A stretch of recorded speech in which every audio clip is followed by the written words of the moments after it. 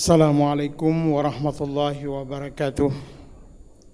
Alhamdulillah nahmaduhu wa nasta'inu wa nastaghfiruh wa na'udzubillahi min syururi anfusina wa min sayyiati a'malina. Allahumma salli ala Muhammad wa ala alihi wa sahbihi ajmain, amma ba'd. Jamaah salat maghrib yang diberkati Allah, alhamdulillah Allah masih memberi kita kesempatan untuk menunaikan salat maghrib secara berjamaah. Jamaah yang diberkati Allah, Allah memberikan waktu yang sangat terbatas sebenarnya kepada kita, ya, umur 65, 70, 80 katakanlah. Itu sebenarnya bukanlah sebuah umur yang panjang. Kalau kita lihat proses sebuah perjuangan kita untuk mencapai level pendidikan saja, selesai pendidikan sudah makan waktu yang sangat lama. Kemudian sisa waktu kita gunakan untuk berkontribusi untuk kehidupan baik untuk diri kita sendiri dan umat manusia.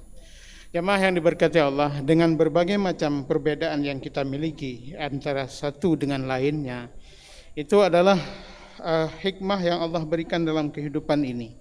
Dan setiap orang, Allah itu memberikan potensi yang berbeda-beda. Ya, ada orang bakatnya itu di matematik, bakatnya di abstrak, macam-macam lah kemampuannya. Itu adalah potensi yang Allah berikan kepada manusia, dan potensi itu baru sebuah kekuatan yang kita bisa menggunakan untuk berbuat kebaikan dengan potensi yang ada. Jadi yang kita tanya ke sekarang pada masing-masing, apa yang kalian lembut, apa yang kita sudah lakukan dalam hidup ini untuk diri kita dan orang lain. Maka dalam Al-Quran Allah perintahkan dalam surat Ali Imran ayat 104, wattakum minkum ummatu yad'una ilal khair. Jadilah kamu segolongan ummah. Ini ada mufassir memaknai dengan makna yang berbeda. Ummah bimakna millah, agama. Ummah bimakna ta'ifah, kelompok, ya. Untuk apa diperintahkan? Yad'u ilal khair, mengajak kepada kebaikan. Jemaah yang diberkati Allah, ternyata kebaikan itu sangat luas. Bukan saja jadi fungsi kita, potensi yang kita miliki itu, padahal semuanya diberikan oleh Allah dengan bermacam-macam, dan kita mengajak dengan potensi itu kepada kebaikan. Dan dakwah itu bukan sebatas yang dilakukan oleh para ustadz, tengku, ulama dan sebagainya di mimbar. Dakwah itu dilakukan oleh semua orang. Makanya disebut di sini wattakum minkum ummatu yad'una ilal khair, mengajak kepada kebaikan. Kebaikannya itu pun luas, ya. Amar ma'ruf, ta'muruna bil ma'ruf wa tanhauna 'anil munkar. Beramal ma'ruf itu kita perintah kepada kebaikan sama dengan kebaikan, artinya menghasilkan kebaikan, ya. Tanha 'anil munkar, kalau kita melarang dari keburukan, dia akan menjadi sebuah kebaikan. Nah, makanya kita semua ini potensi untuk melakukan kebaikan. Jemaah yang diberkati Allah, katakanlah hari ini apa yang terjadi dalam masyarakat kita, ya. Ini sering kita ulang-ulang. Misalnya tingkat perceraian, kalau kita berbicara dengan kawan-kawan kita di departemen di Kementerian Agama, khususnya di KUA, ya, kita sedih mendengar tingkat perceraian yang begitu tinggi, ya. Ada yang mengatakan itu kalau 100 yang menikah, beberapa bulan kemudian 70 itu cerai. Nauzubillah, ya. Kemudian banyak sekali yang usia-usia sudah menikah, tidak menikah. Ini yang cerai, yang tidak menikah, kemana mereka nih? Ya. Kemudian dalam penjara, itu 70% penghuni penjara itu anak muda. 100% dari 70% itu anak muda itu akibat efek dari drug, obat-obatan. Mau kemana bangsa ini? Mau kemana umat ini? Apakah ini hanya kita lepaskan tanggung jawab ini kepada pemerintah saja? Tidak, kita semua punya tanggung jawab untuk membentengi. Karena kalau kita cuek, ya, tidak peduli, ignorance, ya. Kalau dalam bahasa agama dayus, hanapakotapul, itu Allah benci orang-orang semacam itu.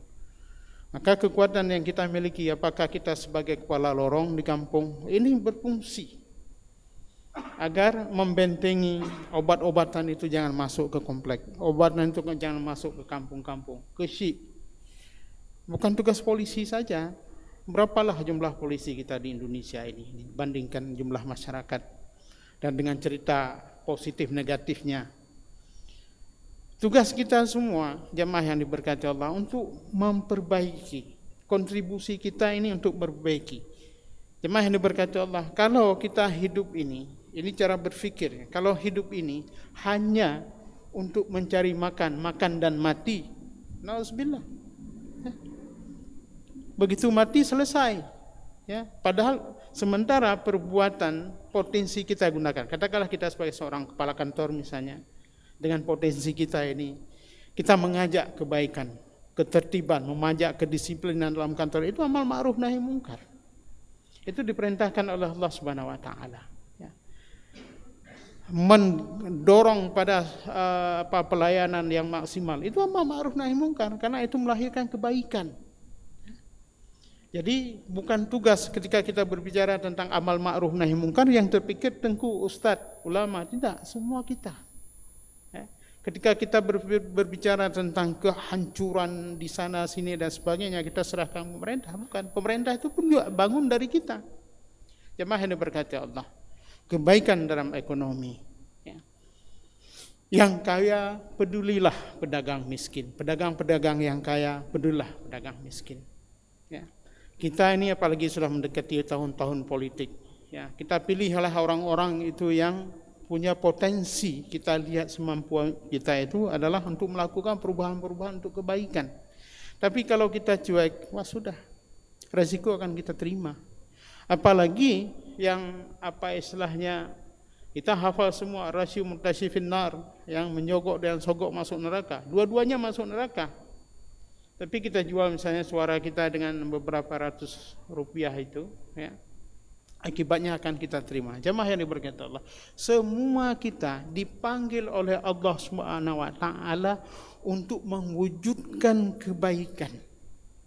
Ya, dipanggil oleh Allah Subhanahu wa taala.